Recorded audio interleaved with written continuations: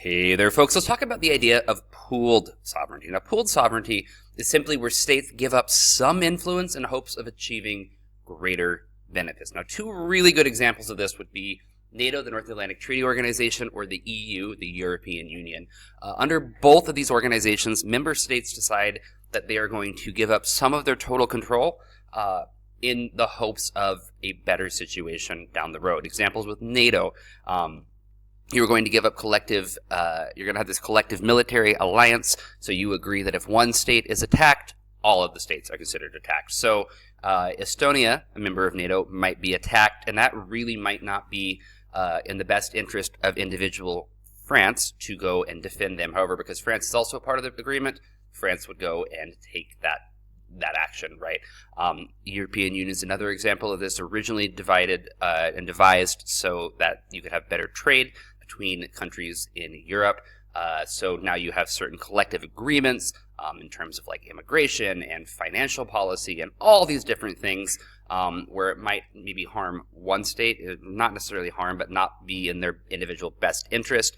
However, the overall benefit is significantly higher, therefore they want to stay a part of the European Union. So this is two examples of pooled sovereignty. Basically, you come together as one, give up some of your individual influence in the belief that the greater good will happen if you are all unified together. Additionally, we have the idea of sovereignty and responsibility, and this comes to the idea of the great powers responsibility, coming out in 2016 by Yungang Wu and Wenzhen Mao. The idea here is that major players throughout the world, so the major stakeholders, the large, powerful countries, really have an obligation and a responsibility to maintain global order. Now, this can be done through force. So when there's some bad actors doing certain things, the large, powerful countries who can intervene and can stop it have an obligation to stand up and stop it.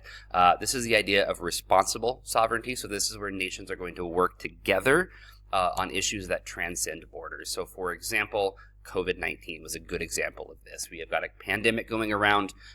The issue is not just influencing one country, it's influencing other countries. Therefore, they have to work together. COVID-19 is another good example of how this didn't necessarily happen. Certain countries deciding they were only going to worry about themselves, worry more on their image than they were on actually fighting the pandemic, and that caused some situations as well. So responsible sovereignty, nations working together to figure out how to transcend or issues that transcend the border and making sure that things are taken care of. We also get the doctrine of responsibility to protect, R2P. This is an argument that states every state must intervene and protect for situations of genocide, war crimes, ethnic cleansing, and crimes against humanity. Now, the idea here is that states are prepared to take collective action when this situation is happening. So if there's a genocide going on, states are going to come together and stop that genocide. If there's war crimes, ethnic cleansing, or crimes against humanity, states are going to stand up, work together to stop that from happening.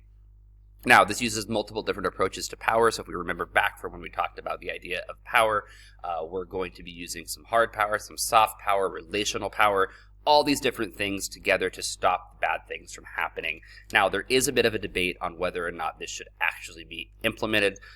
It's not commonly accepted really around the world. So there is this idea.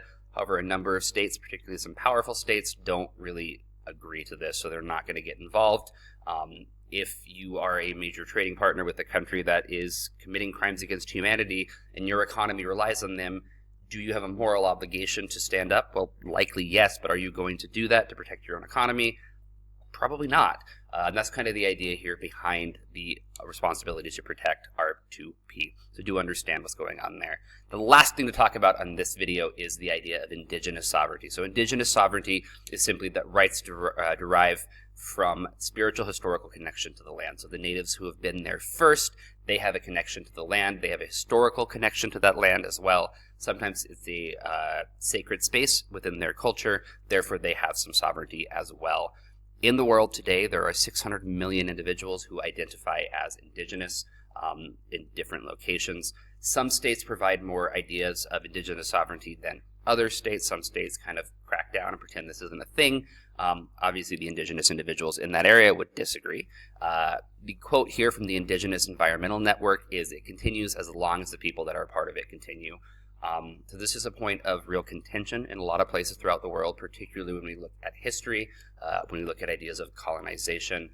But the idea here is that certain individuals and certain groups have a certain claim to the land due to the spiritual and historical connection of their group in that area. Questions or comments, do let me know. Otherwise, I'll see you later. Good luck.